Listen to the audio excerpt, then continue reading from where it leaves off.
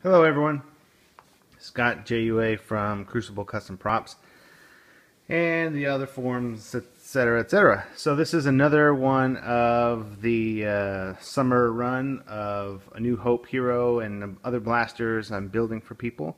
This commission came in from Michael, and his girlfriend wanted to get him a blaster. So they saw one of my other builds of the A New Hope Hero and wanted one. And we were lucky enough to get in on Dark Energy Creations' latest run of affordable parts, where everything is cast. So the parts that are cast are the scope mount, the rings, the scope itself, the scope knob. So it's simplified.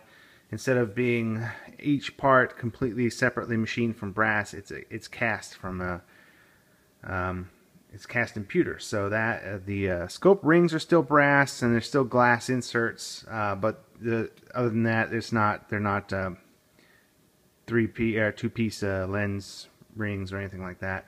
The flash hider is cast in pewter. There are some machine bits. The bull barrel is machined aluminum. Pretty much the pewter cast was machined down. It was oversized, I think, and Dave machined these down to be accurate, and so they turned out beautiful. The cast grill, still got an aluminum crossbar, aluminum hardware, so it turned out really, really great.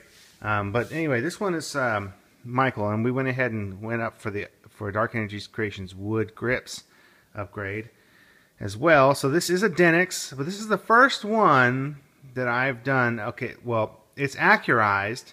I worked with, well, let's say I inspired, or Boba from the RPF contacted me about the accurization that I was doing. I was milling in the extractor detail and using the mill to get rid of the Denix logos and things like that. One of the things I couldn't do is the scribe line for the magazine plate, and also the magazine. Try and do this by hand, it'll look really sloppy, and there's just no way. So CNC machining is the only way to really get this detail correct. So that's what we did. Bobadet's run of accurizing Denixes takes care of the extractor. So this is based on what I've done. Getting rid of the Denix logos, same thing, same milling here. One of the things that's different is having a CNC setup with jigs and everything. You can pre-program these. It still takes setup time for each single one to be done.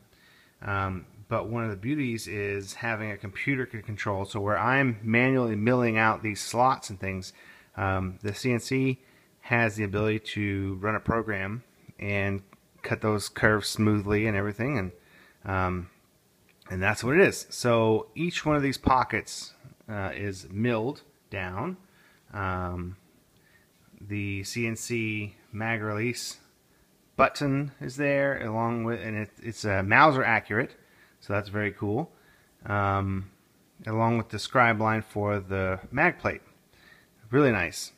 So that's one of the things that this one took a little while to wait for the run to be done. I really wanted to get these details done, and there was a deadline for me to get the original few people who had this in.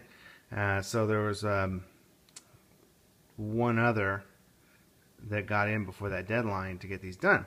So anyway, that's why this one took so long to complete. I had these parts actually ready for a while. Just needed to get the Denix back from, and the main thing was this part right here. I really wanted to have this on here, but I had to wait for that to come back.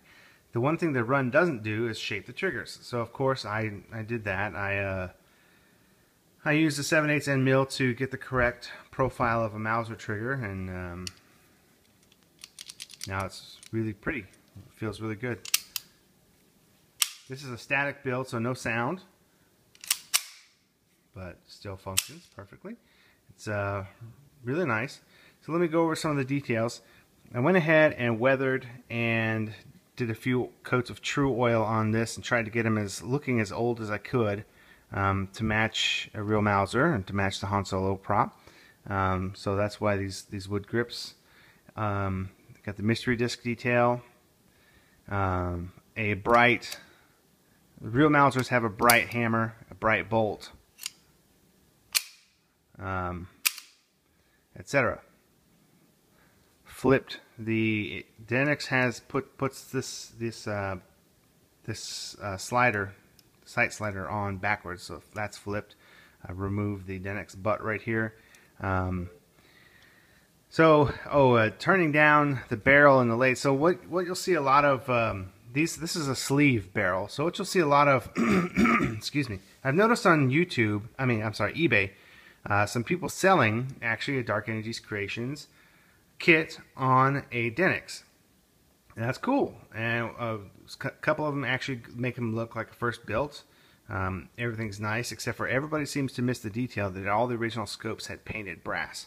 So that's one of the things that I've noticed. And another thing I noticed is they just put the bull barrel as far as it'll go. Well, you actually have to do some customization to make it correct, to make it accurate. You have to either file down or cut the barrel down so this bull barrel sits where it's supposed to sit. On the actual prop, it sits right here. So I put this in the lathe, and you actually have to turn it down to get this bull barrel to sit where it's supposed to for accuracy.